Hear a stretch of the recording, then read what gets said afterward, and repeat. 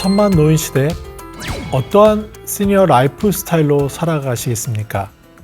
이번 시간에는 시니어 라이프 스타일인 건강, 현금 흐름, 시간에 대해서 사례를 중심으로 살펴보도록 하겠습니다. 지난 시간에는 어울림에 대해서 말씀을 드렸는데요. 이번에는 영성에 대해서 말씀드리겠습니다. 매더 라이프 웨이즈라는 곳이 있는데요. 거기서는 성공적인 노년기를 신체적인, 인지적인, 사회적 기능이 유지되는 동안 개인이 본질적인 가치와 인간성이 존중되고 발전하는 과정으로 정의를 합니다. 그리고 이런 성공적인 노화를 위해서 제시하는 6가지 중에 영성적인 부분이 있습니다. 이 부분은 종교적인 것뿐만 아니라 인간의 본질이라든지 가치, 의미 있는 관계, 사회적인 연결, 그리고 내적 성장 등과 관련이 있는 것을 의미를 합니다. 영성의 첫 번째로 체크할 것은 노인의 우울증이에요. 여러분들도 한번 해보시겠어요? 제가 질문을 드릴 텐데요. 이 중에 5가지 이상이 걸리면은 우울증인가? 라고 생각하실 수 있을 것 같아요. 지난 한 주를 한번 떠올려 보세요. 지난 한 주 동안에 제가 질문하는 거 해당하는지 한번 체크해 보세요. 첫 번째, 현재 생활에 대체적으로 만족하시나요? 예, 아니요. 네, 두 번째는 요즘 들어서 활동량이나 의욕이 많이 떨어지셨나요? 예, 아니요. 네, 세 번째는요. 자신이 헛되게 살고 있다고 느끼십니까? 네 번째는요. 생활이 지루하게 느껴질 때가 많나요? 다섯 번째는요. 평소 기분이 상쾌한 편인가요? 자신에게 불길한 일이 닥칠 것 같이 불안하세요? 다음은요. 대체로 마음이 즐거운 편이신가요?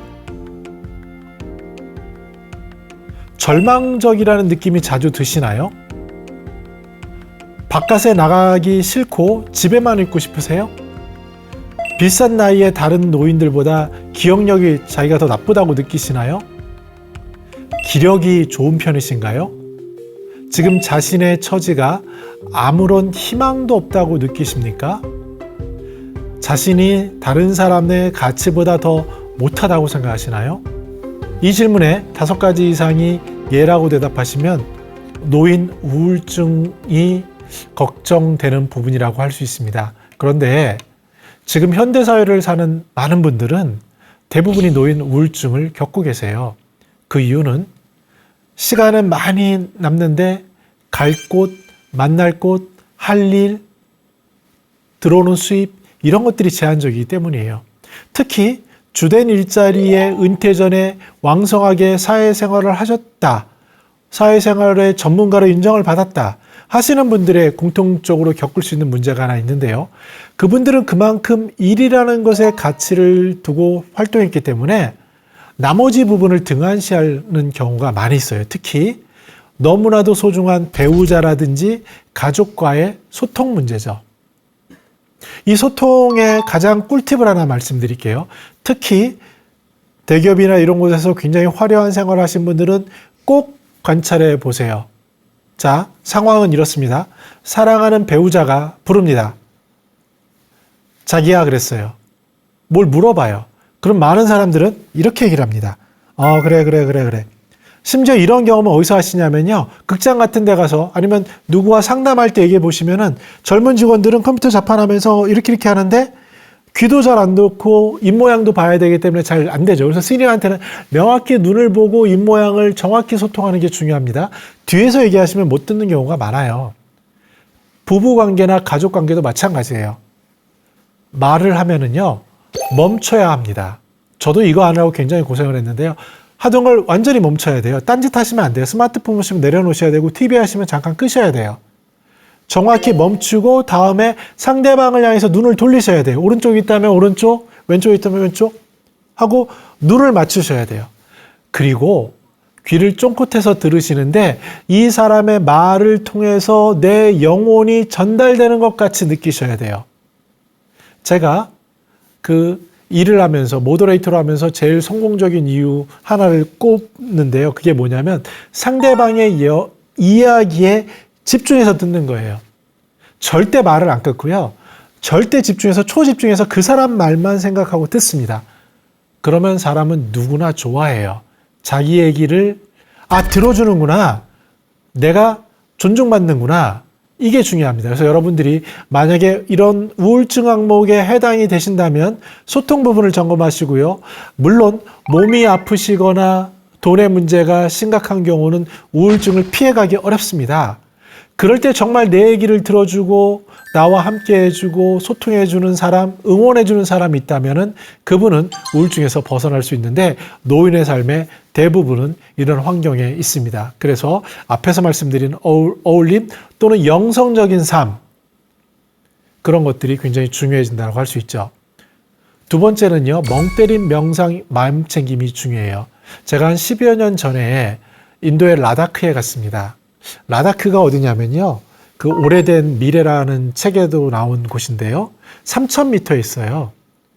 저야 뭐 비행기 타고 쉽게 라다크 공항에 갔지만 예전에는 히말라야 산맥을 걸어서 가야 되는 길이에요. 아니 3,000m 높이의 히말라야에 뭐가 있겠습니까? 근데 거기 사람이 삽니다. 처음에 입주했던 사람들이요, 아무것도 없었는데 정말 흙으로 집을 짓고 거기서 살아요. 대신에 좋은 게 있어요. 뭐가 있냐면 물이 좋아요. 그 히말라야 얼음이 녹아서 나온 물이 있고요. 그 다음에 소금이 아주 유명하지 않습니까? 소금이라는 게 있고요. 땅에 감자라든지 아니면 우리로 치면 염소라든지 뭐 소 비슷한 것들, 이런 것들이 있어요. 그럼 우유를 먹을 수 있고 치즈를 먹을 수 있어요. 그래서 저는 고민이 이거였어요. 아니 사람이 저렇게 척박한 곳에서 살아갈 수 있나? 영양적으로 건강하게 살아갈 수 있나? 살아갈 수 있더라고요. 그 척박한 곳에 토산물을 통해서 더 건강하게 살아갈 수 있고요. 그럼 시간은? 그 사람들은 제일 중요한 게 이웃과의 어울림이에요. 이 어울림을 잘못하는 순간 그 사람은 추방당하는 것보다 더 심각한 그런 처벌을 받는 거기 때문에 항상 이웃과 어울리고 있어요. 근데 제가 제일 주목한 것은 라다크에 이런 교육 문구에 이런 게 있어요. 그 사람들은요, 영어도 잘하고요, 전 세계를 바라봐요. 그리고 그 척박한 곳에 사는 사람들이 전 세계의 환경과 평화를 위해서 기도하고 명상합니다. 라마 불교가 있어서 그런 것도 있겠지만 그걸 떠나서 우리는 가끔은 아무것도 없고 산밖에 없고 눈밖에 없는 그런 척박한 곳에서 자신을 내려놓고 마음을 챙기는 이런 것들이 살아가면서 중요하다고 볼 수 있어요. 저도 주된 일자리에서 일찍 퇴직하고 나서 그 다음에 저의 황금기, 누구나 황금기를 한 2년 정도 겪거든요. 그 허니문기를 겪었는데 그때 제가 몰입한 것은 그 전에 너무 힘들었거든요. 회사에서 뭐 여러 가지 경고도 받기도 했고 제가 원해서 가기도 했지만 결국은 밀려서 퇴직하게 됐습니다. 젊은 나이에. 그때 제가 찾은 것은 바로 산책이었어요. 그러다가 맨발 걷기를 그때 하게 됐는데요. 제 주변에 북한산이 있어서 온 곳을 제 발을 안 거친 곳이 없습니다. 한 3년 정도. 그러다 보니 뭐 발바닥에 벌도 쏘이고 했는데 제일 좋은 경험 하나를 꼽으라 그러면은 제가 백두산에 갔을 때예요. 저 사진이 백두산의 그 중턱에 있는 데거든요. 한 5, 60년 보존이 돼가지고 지금은 70년 됐겠네요. 그 산에 첩첩이 낙엽이 지고 해서 첩첩이 쌓인 거를 그 맨발로 밟는 순간 그 어떤 침대, 세상에 있는 침대나 부드러움과는 비교할 수 없는 편안함을 줍니다. 요즘 제 주변에도 보면은 시니어들이 맨발 걷기 많이 하세요. 물론 굉장히 중요한 부분들이 있죠. 쾌적하고 좋은 곳에서 하셔야 되고 뭐 목 디스크 같은 거 조심하셔야 되고 이런 게 있지만 중요한 것은 자연과 함께 하면서 느끼는 그 감정, 이런 것들은 영성에 굉장히 가까운 거예요. 두 번째로 영성과 함께 평생 현역에 대해서 살펴보도록 하겠습니다. 은퇴 후에 어떤 방법이 재무적으로 안정적인지에 대해서 누구나 고민하게 돼요. 주된 일자리를 떠나면은 재취업을 하거나 일거리를 찾아서 부족해진 수입원을 채우려고 노력하게 되죠. 현역 시절에 일에 전념했던 시니어들은요, 건강할 때까지 최선을 다해서 일자리를 다시 찾는 경향이 있어요.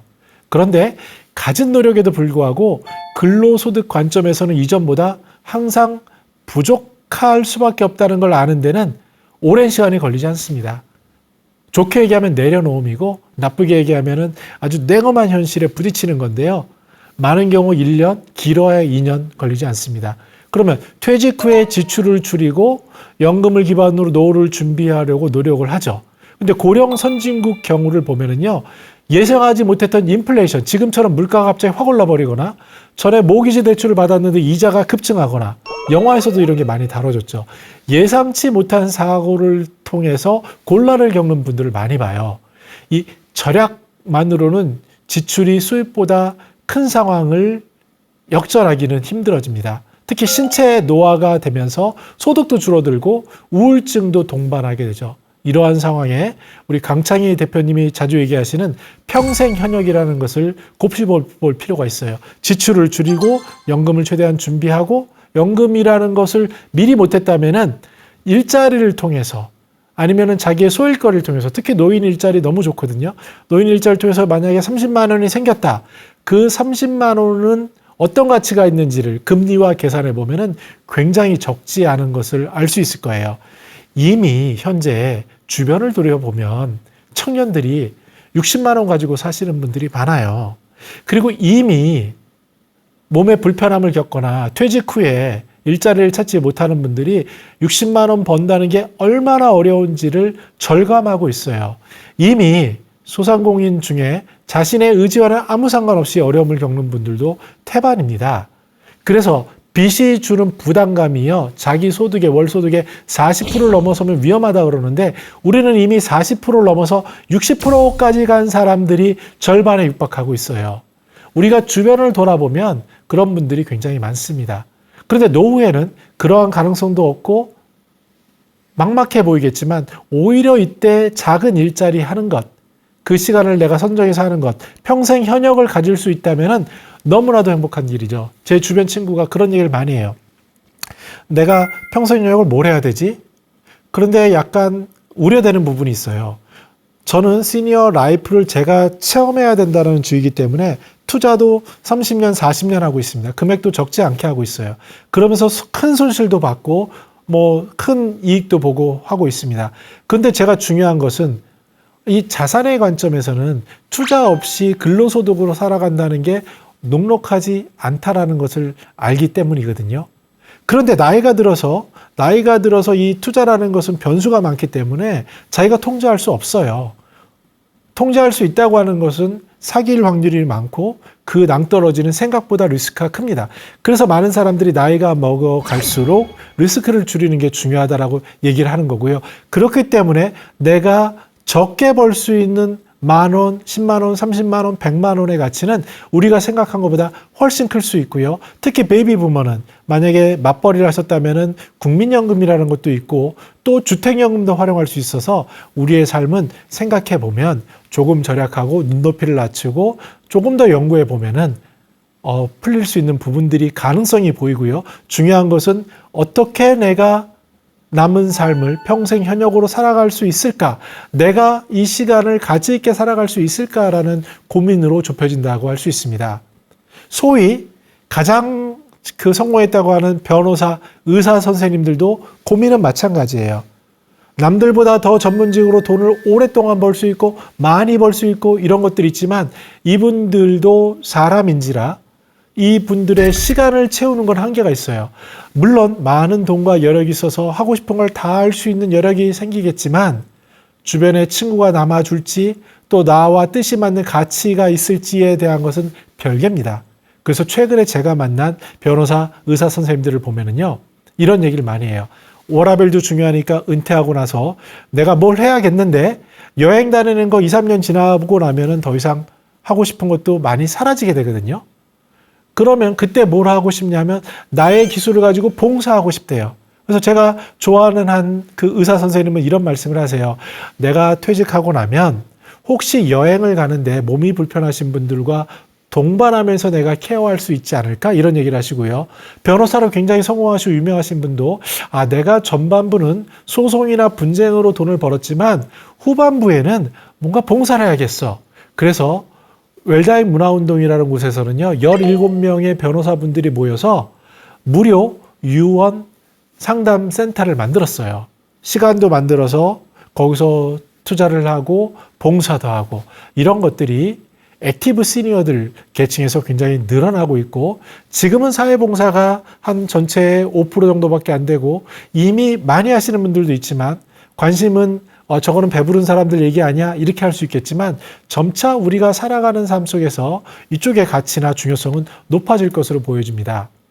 저는 노인 일자리에 대해서 한 10여 년 넘게 계속 조사에 참여하고 있는데요. 그러면서 수년간 정말 수천 명의 사람들을 만나고 있습니다.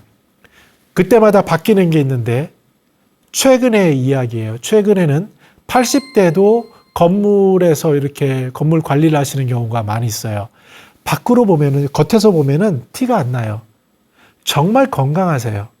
그리고 이분은 더 할 수 있다라고 얘기하세요. 근데 몇 년 전만 하더라도요, 경비도 굉장히 어려운 일입니다.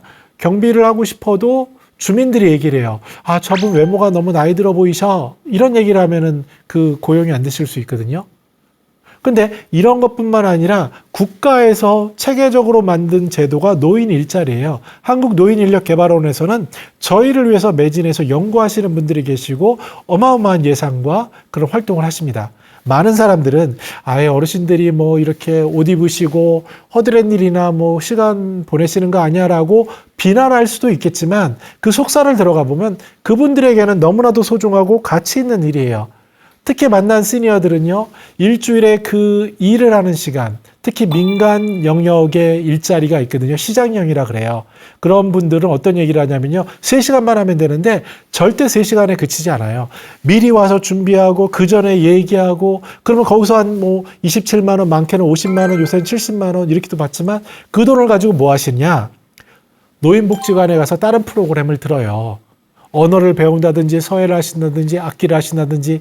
그리고 점심은요, 제가 단언하건대 노인복지관 밥이 제일 맛있습니다. 거기는 식자재를 가지고 어떠한 그 다른 일을 하지 않아요. 온전히 식자재에 써요. 그러다 보니 품질이 높아지고 전문 영양사가 건강을 맞춰줘요. 그래서 여러분들이 그런 것도 배려하시고 거기 가서 식사 함께 하셔도 되고요. 프로그램 하나 참여하시면은 시간이 많이 가잖아요. 제일 중요한 건 비슷한 사람들이 모여요. 건강하고 활력 있는 사람들이 모여서 거기서 이야기하고, 노인 일자리 하신 시니어들은 그렇습니다. 그 돈을 모아서 내가 사랑하는 손자녀에게 용돈을 줘야지 하는 행복이 너무 크세요. 그런데 말입니다. 예전에 제가 대기업의 사장도 하시고 이런 어르신을 인터뷰한 적이 있어요. 75세가 넘었어요. 손자녀들이 할아버지 얘기 아시겠어요? 왕년하면 싫어하죠?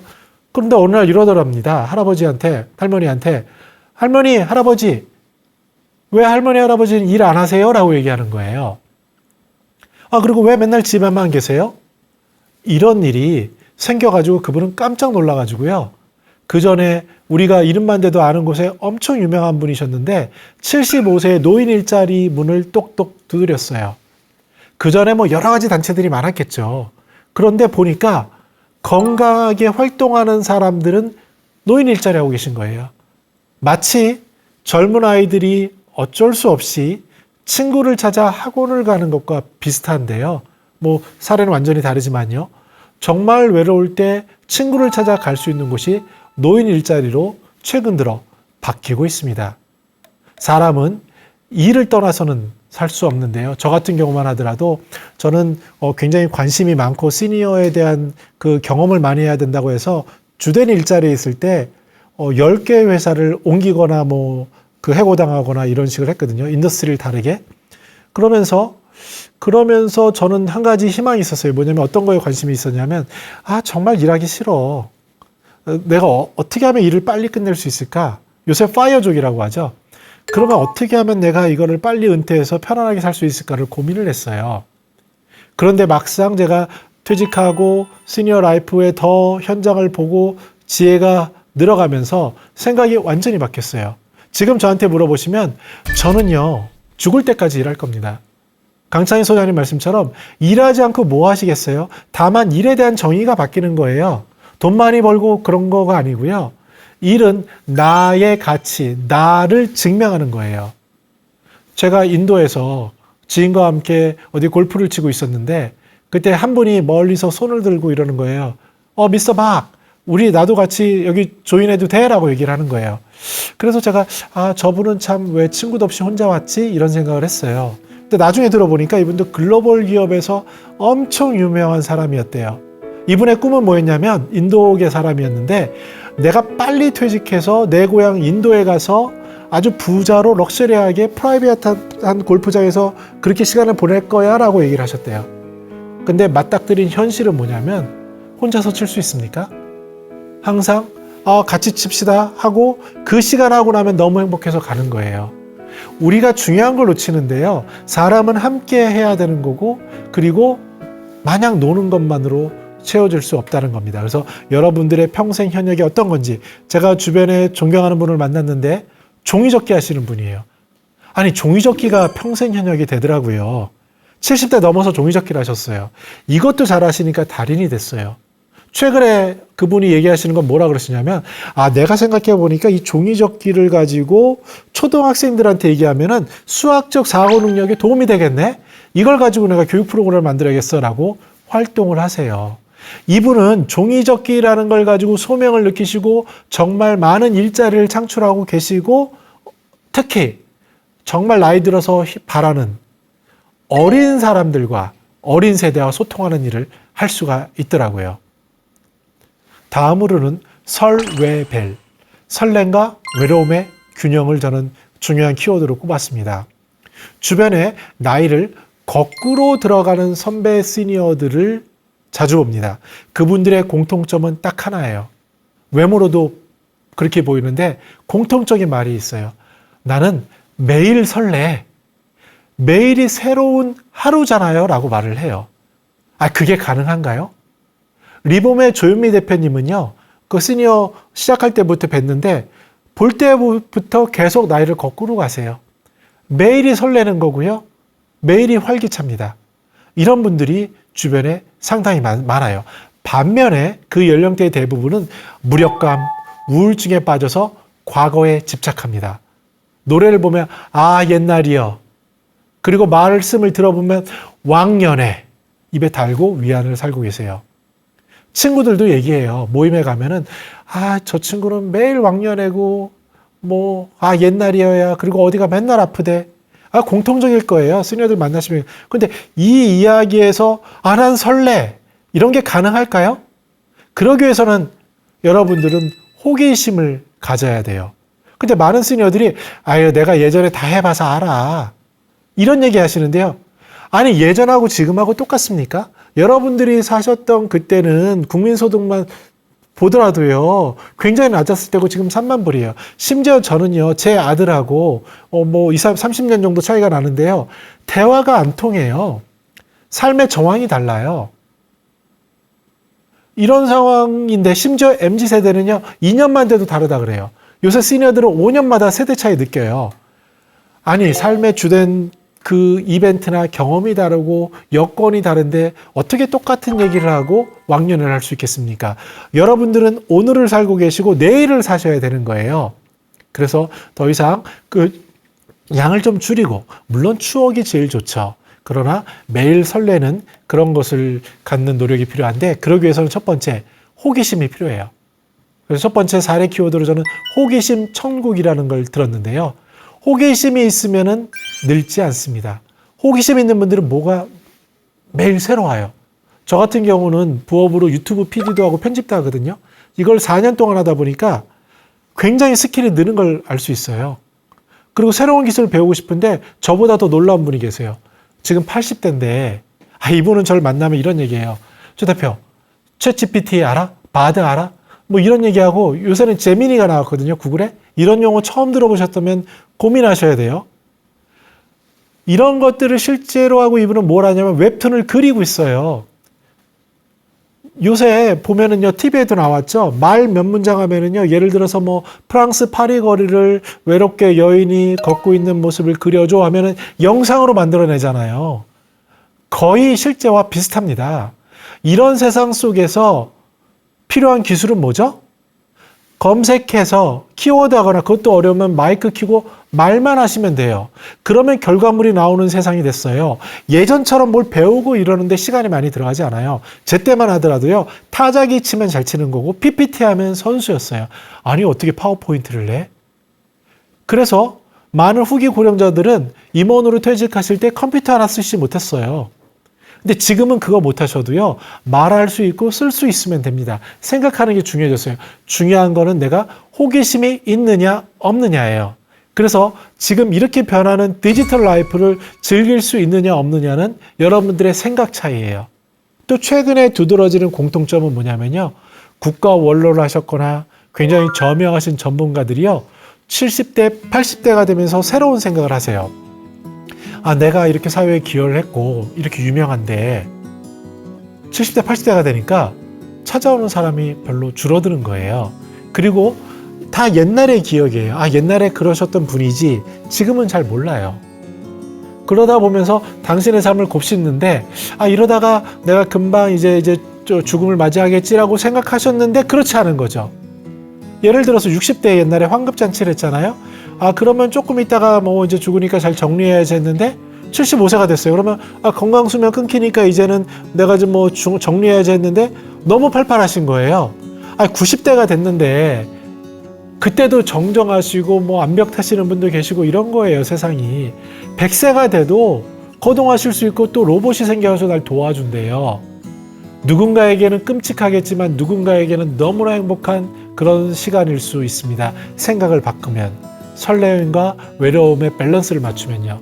그러다 보면은 시간 부자가 될 수 있어요. 이 시간, 누구에게 공이 주어지는 24시간, 젊을 때는요, 조금 쉬기 위한 시간을 찾기 위해서 아둥바둥 노력했어요. 근데 나이가 들면은 그렇지 않더라도 시간이 너무 많아요. 결국 이 시간을 어떻게 채울지가 승부수가 걸리는데요. 대부분 여력이 된다면 여행도 꼭 돈 드는 거로 생각하실 필요가 없어요. 제 주변에 현명하신 시니어들은 이렇게 합니다. 지하철도 뭐 공짜시고, 그러면은 식사는 도시락 준비하시면 되고요. 컨셉을 정하세요. 사랑하는 배우자와 함께, 아, 내가 이런 성지순례를 한번 해볼까? 이래서 천주교라면 순교하신 그런 성지가 있고, 불교라면 여러 가지 유명한 사찰이나 의미가 있는 데가 있고, 기독교라면 또 가볼 만한 컨셉이 있지 않겠어요? 또는 맛집도 이럴 수 있어요. 내가 맨날 가던 길 말고 다른 길로 가보고, 내가 요번에는 여기 서대문구를 한번 장악해 봐야지. 서대문구의 컨셉을 보고, 또 어떤 사람은 내가 이 동네를 계속 사진을 남겨야지. 그래서 그 동네 사진을 쭉 남겨서 기록하시는 분들 계세요.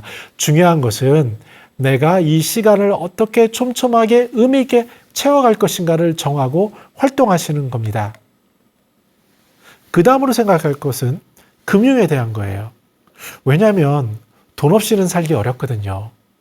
이 돈이 좀 현금 흐름이 돼야 내가 내 시간을 내가 하고 싶은 일을 할 수가 있어요. 그래서 이것을 어려운 말로 금융 리터러시라고 얘기해요. 그러니까 금융에 대해서 얼마나 이해도가 있냐라는 건데요. 이거는 좀 저도 금융권에 있었고 금융 교육을 하고 있고 했지만 많은 사람들이 많이 몰라요. 뭘 모르냐면 기본적으로 금융에 대한 교육을 제대로 받아본 적이 없어요. 그래서 하는 것은 야, 누가 비트코인 된대. 누가 주식으로 돈 벌었대. 이런 카더라 통신을 가지고 몰빵을 해서 망하는 경우는 많이 봤어요. 지금 온라인 도박이라든지 정선 쪽에 가시면 시니어들이 굉장히 고통을 받고 있고요. 말은 안 하지만 주식이 폭망했을 때 고통을 받고 있고, 갭 투자 중에 나이 드신 분들도 많이 있습니다. 그런데 그 누구도 금융 리터러시를 배우려는 생각은 잘 안 해요. 그나마 다행히 요새 뭐 삼프로TV라든지 여러 가지 경제 정보가 늘어나지만 이것도 결을 잘 이해하고 보셔야 되는데, 자기가 듣고 싶은 얘기만 듣다 보니까 더 위험에 빠지기도 합니다. 그럼 전문가들은 다를까요? 그렇지 않더라고요. 금융 전문가라고 하는 사람들을 저는 많이 알고 만나보지만 이분들도 생각하는 폭은 몇 가지예요. 자신들이 잘 아는 것들에서 국한됩니다. 그러면 제가 이 금융에 대해서 다 알아야 돼야 라고 말씀드리는 게 아닙니다.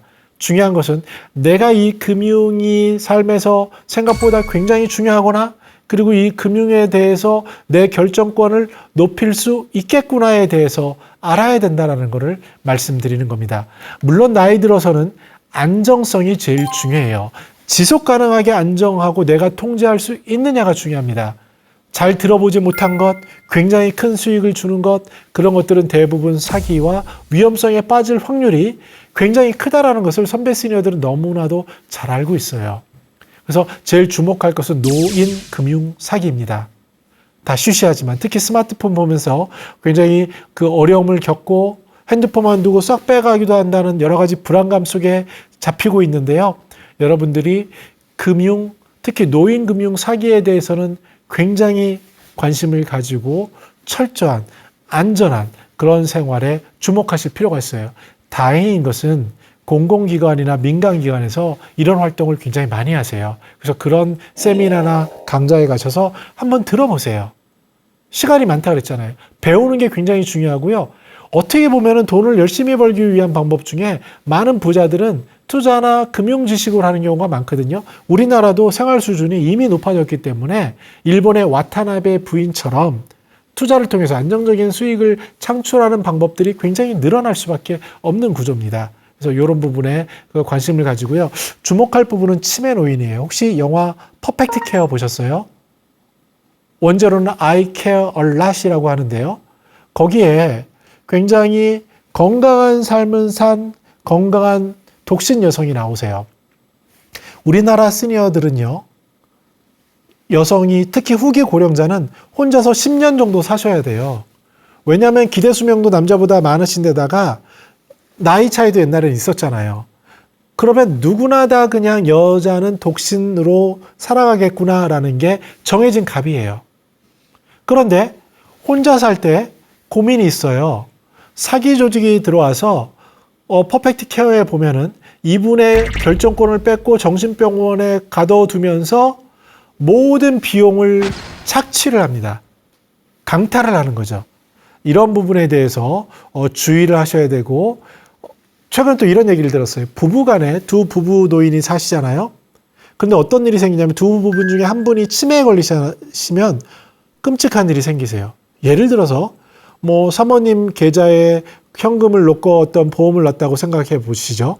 그런데 준비 없이 한 분이 치매에 걸리시게 되면은 이분의 통장에 돈을 빼기 위해서 은행을 가보시면 알겠지만 절대 본인 아니면 안 줍니다. 배우자? 안 돼요. 그러면 법의 제도하에서 이것을 타기 위한 절차를 거쳐야 되는데 그 시간 동안 돈을 못 쓰게 되는 거예요. 굉장히 큰 문제가 되죠. 이거를 후견 제도라고 하는데, 이미 후견 제도라든지 이런 것들도 이제 웰다잉과 함께 많이 늘어나고 있으니 우리는 많이 아셔야 돼요. 웰다잉 문화운동의 원혜영 공동대표는 이런 얘기를 하십니다. 웰다잉은 미래 명확히 올 외통수입니다 라고 얘기를 하세요. 아니 그래도 국정 오선위원회 여러 가지 풀무원도 창업하시고 굉장히 해안도 있으시고 국가 원로신데, 그분이 봤을 때 이게 웰다잉은 초고령 사회와 함께 무조건 피해갈 수 없는 길이구나라고 얘기를 하시고 웰다잉 문화운동을 하세요. 그래서 두 가지를 강조하는데, 내 재산에 대한 그 자기결정권, 신체에 대한 자기결정권. 그래서 신체에 대해서는 사전연명의료 의향서를 쓰는 것을 하는데 지금 200만 명이 넘었습니다. 물론 이것도 고쳐야 될 게 많다고 하지만 그래도 내 삶에 대해서 의미 없이 내가 그러니까 더 연명할 가능성이 없는데도 호스 끼고 함으로써 나의 마지막 순간을 의미 없이 보내는 것은 바람직하지 않잖아요. 그리고 호스피스라는 제도가 너무나도 좋은 제도예요. 물론 실질적으로 받으려면은 여러 가지 제한이 있고 숫자가 작은 문제가 있지만 많은 사람들은 호스피스에 대해서 잘 모르지 않습니까? 삶의 마무리를 자기가 살아가는 사람들과 그리고 품위 있게 똑같이 살던 방식으로 마무리할 수 있는 그런 조건들, 제도들이 있지만 우리는 그런 것들을 등한시하고 있어요. 특히 재산에 대한 것도 마찬가지인데요. 상속 분쟁이요, 이혼 분쟁을 뛰어넘었어요. 무려 2배나 넘게. 그렇다고? 미국에 가보신 분들 이런 얘기 많이 들을 거예요. 조카들이 어떤 얘기 하냐면요, 우리나라 유류분 제도가 있잖아요. 이렇게 나중에 이제 실제 원래 유류분의 취지는 그래도 가족 구성원이 생계를 유지할 수 있게 나누자라는 거였는데, 지금은 이제 많이 바뀌어서 가족 관계가 다 사라지고 한 번도 일면식이 없는 미국에 사는 조카들에게 갈 수도 있거든요. 그러면 서울에 집이 있다고 생각해 보세요. 대략 10억이라고 했을 때 큰 돈이거든요. 이거를 느끼면 어떤 행동을 하겠습니까? 소송을 준비합니다. 유류분 소송. 그래서 여러분들이 가진 재산에 대한 것들도 미리 자기 결정을 해야 된다라고 웰다잉 문화운동에서 굉장히 강조하고 이쪽 전문가들이 굉장히 늘어나고 있어요. 그래서 우리가 이쪽 부분에 대해서 단순히 장래에 대한 것 이런 것들로 보는 게 아니라 내 삶을 어떻게 더 의미 있게 가치 있게 내 뜻대로 살지에 대한 고민을 하는 이런 웰다잉은 변할 수 없는 도도한 미래의 외통수입니다. 주변에 보면 봉사하시는 분들도 이런 봉사 많이 하는 게 늘고 있더라고요. 다음으로 우리가 볼 것은 부동산에 대한 거예요. 우리 시니어들이 살아오던 시대에는 부동산 신화가 아직까지는 깨지지 않은 것 같아요. 그리고 돌이켜보면 어려움이 있었지만 그래도 부동산을 주로 아파트죠. 구매하신 분과 그렇지 못한 분의 자산 차이가 크잖아요. 그러다 보니 점점 자기가 학습된 걸 가지고 강화해서 이 자산을 내 사랑하는 자녀에게 또는 손자녀에게 물려줘야겠다라는 생각이 그 누구보다 강한 게 우리 시니어들이에요. 특히 후기 고령 세대가 그래요. 그러나 베이비 부모는 많이 바뀌었습니다. 왜냐하면 삶이 퍽퍽한 것도 알고요. 더 중요한 게 있는데요. 물려주려고 했더니 90세에 자녀가 70대예요. 60대, 70대. 별 의미가 없는 거예요. 이런 여러 가지가 맞물리면서 부동산 자산에 대한 리모델링이 필요하다라는 인식이 커지고 있습니다. 그래서 지하철 타보시면 이런 얘기, 특히 분당선 같은 거 타보시면 이런 얘기 많아요. 내가 옛날에 압구정에 살았는데 이거를 좀 집을 강남에서 이동을 해서 하니까 차액을 하거나 또는 전세를 주고 또는 그걸 가지고 활용을 하니까 야 너무 좋아. 그러면 친구는 이런 얘기 하죠. 야, 그거, 그래도 안 팔았으니까 다행이지. 만약에 너 팔았다고 생각해봐. 그 차액이 얼만데. 이런 얘기가 우리들이 하는 얘기거든요. 근데 실제로 시니어 삶을 보면요. 더 중요한 것은 현금 흐름이에요. 앞의 사례에서 돈이 자산이 많은 경우가 자기의 삶과 직접적이지 않다는 사례를 많이 말씀드렸잖아요. 그래서 구체적으로 어떻게 나타나냐면 이 부동산을 어떻게 내가 최적화할 것인가. 공간에 대한 고민도 다릅니다. 은퇴를 갓 하신 분들은 이런 생각을 해요. 아직까지는 자녀가 독립을 안 했기 때문에 야, 좀 스페이스가 넓어야지. 제가 좋아하는 선배님 얘기인데요. 집을 한 3층으로 이렇게 이사를 가셨어요. 그래서 1층은 사모님, 2층은 누구, 3층은 누구 이렇게 하니까 물론 같이 모이기도 하지만 굉장히 쾌적하고 좋다는 거예요. 요새 황혼이혼에 대한 걱정 많죠. 여기 솔루션으로 뭘 제기하냐면 어떤 전문가는 각방 쓰는 걸 얘기하시더라고요. 각방이 중요한 게 아니라 공간의 독립인 거예요. 사람이 같이 사는 것도 중요한데 어느 정도 적절하게 떨어져 있는 것도 중요하다고 보는 거거든요. 근데 그 다음을 생각해 보자고요. 최근에 제 배우자가 어디 딴 데를 잠깐 여행을 가고 우리 자녀들은 뭐 학업에 충실하고 이렇게 하다 보니까 혼자 있을 시간이 있었어요.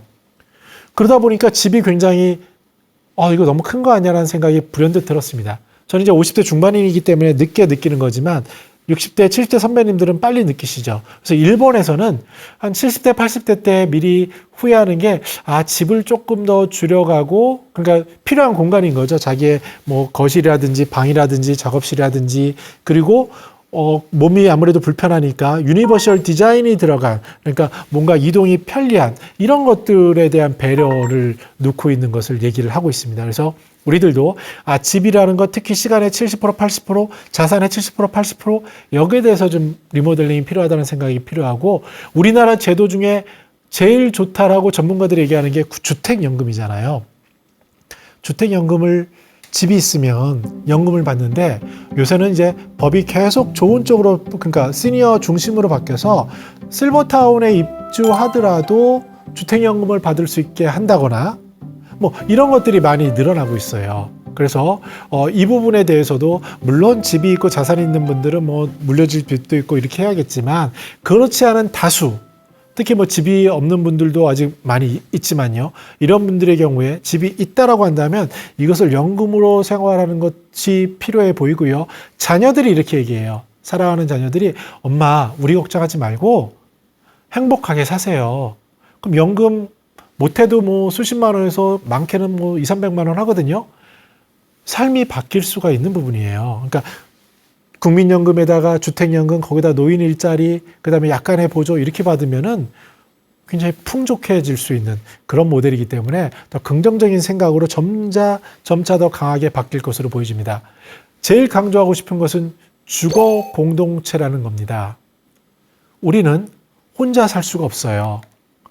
같이 살아야 되죠. 여기에 대해서도 많은 고민을 해요. 집이라는 걸 재산으로만 봤다가 제가 존경하는 김수동 이사장님이 계신데 그분은 여백이라는 공간에서 같이 살아가요. 근데 제일 제가 부러운 게 뭐냐면 이분들은 한 달에 한 번씩 같이 모여서 식사를 해요. 텃밭도 같이 나누고. 그리고 누가 불편하거나 병원을 갈 일이 있으면 이웃에서 뭐 먹을 걸 갖다 주고 챙겨요. 그래서 노후의 제일 큰 자산은 뭐냐? 그러면 이웃이다라는 게 시니어 삶을 살아가는 사람들의 얘기죠. 물론 어느 서울에 살다가 시골에 가서 너무 속속들이 집안에 젓가락 몇 개고 해서 이렇게 다시 튕겨나가는 경우도 있지만 그 경우를 떠나서 가치가 맞고 어떤 생활 환경이 비슷한 분들끼리 지향하는 게 같은 분들끼리의 이런 주거 공동체는 굉장히 더욱더 연구되고 발전될 거고요. 공공에서도 이런 것들을 많이 시도하고 있습니다. 특히 언론에 보니까 일본인 경우에는 폐교 있죠? 폐교를 어떻게 활용할까를 가지고 여기를 노인들의 주거 공간으로 만들어서 활용하는 사례들도 늘고 있습니다. 물론 거기가 너무 떨어져서 생활에 불편함은 있을 수 있겠지만 중요한 것은 시니어끼리 모여 사는 거예요. 특히 시골에 가면 어려운 게 있는데요. 시골 좋지 않아라고 얘기하고 여성 노인들이 굉장히 많으시거든요. 고령이 많으시니까 당연히 여성 노인들이 많죠. 그래서 같이 어울려서 일도 하시고 하시는 분들은 좋은데 그렇지 못하고 거기서 홀로 계시는 분들이 많아요. 그럼 뭐가 제일 무섭냐면요. 시골에서는 뭐 밤에 짐승들 특히 6시 되면 깜깜하죠. 그것도 무섭지만 짐승들도 무섭지만 다음날 눈 떠보니까 멀쩡하시던 이웃이 돌아가신 거예요. 그래서 일부 그런 분들은 내가 도심으로 다시 가야지 하는 움직임도 있어요. 중요한 것은 자기가 사시는 곳에서 이웃들과 어울리는 공동체를 만드는 거고요. 특히 식사에 대한 거 고민 많으시잖아요. 그래서 식사에 대한 것들은 공통적으로 해결할 수 있는 방법. 그리고 돌봄에 대한 것들도 서로 상호 보완적으로 돌볼 수 있는 방법. 이런 것들에 대한 것들이 굉장히 많이 발전할 것으로 보입니다. 시니어 트렌드 2024의 라이프 스타일에는요, 전문가들이 37분이 기고해 주셨어요. 특히 라이프 스타일에서 여러 가지를 넣었는데 제가 몇 가지만 말씀드리면 심우정 회장님은 벌사를 다는 사람들이라는 걸 기고해 주셨어요. 벌사가 뭐냐면 여자분들이 이렇게 뭐 장식물 같은 거래요. 이걸 어떻게 보면 부캐라고도 할 수 있죠. 나는 여기 와서 지금 강의를 하는 강사로 지금 있고요. 또 어디 가면 집에 가장이고요. 어느 모임에서 모임을 운영하는 사람일 수도 있고요. 어디에 일을 하면 거기에 전문가일 수도 있고 또는 봉사할 때는 봉사하는 사람일 수도 있고 노래방에 가서 노래하는 사람일 수도 있고요. 이렇게 여러 가지의 자기의 색깔, 다양한 색깔을 가지고 표현하는 그런 액티브한 시니어를 벌사를 다는 사람들이라고 합니다. 또 다른 기고가 강훈주님은요. 에센셜리즘을 이야기하고 있어요. 거추장한 거 다 떼고 핵심이 뭐냐를 집중하자는 거죠. 그리고 미니멀리즘도 비슷한 건데요. 90세 이렇게 되면 80세, 70세부터 정리하실 필요가 있어요. 뭘 많이 쌓아두는 게 우리 습관이었는데 정말 마지막에는 들 힘도 없어요. 가장 대표적인 게 자녀들이 좋다고 뭐 안마기나 이런 큰 선물을 줬는데 나중에는 그게 불편해서 치울 때 굉장히 골칫거리가 될 수도 있습니다. 그래서 여러분들은 뭐가 핵심인지를 보셔야 되고 특히 내가 좋아하는 것, 거기에 대해서 집중하는 노력이 필요합니다. 끝으로 유산, 레거시에 대해서 우리는 진중하게 생각을 해봐야 합니다. 내가 뭘 남길 거 있겠어? 천만에요. 이렇게 말씀하시는 분들은 거짓말 하시는 거예요. 이 세상의 모든 중심은 자기를 중심으로 돌아갑니다. 이 세상의 모든 사람은 자기의 얘기를 하고 싶어 하고요. 그거를 어느 정도 품격이 있어서 숨기고 아니면 잘 표현하는 거죠. 사람은 누구나 태어나서 죽는 것이 정해진 길인데요. 이때 내가 어떤 흔적을 남길 것인지에 대한 고민이 늘어가는 게 바로 2024년 대한민국을 사는 시니어들에게 주어진 당면 과제입니다. 왜냐면요. 여러분들이 예전에는 당장 생존하는 것 이런 거에 집중을 했지만 이제는 매슬로우가 말했듯이 여러 단계를 뛰어넘어서 자아를 실현하는 그러한 유산을 남기는 그것이 거창하지 않아도 되는 그런 것들을 생각하는 시기가 바로 시니어 트렌드 2024에서 말하는 라이프 스타일이라고 생각이 됩니다. 다음 시간에는 비즈니스 트렌드에 대해서 말씀드리도록 하겠습니다. 감사합니다.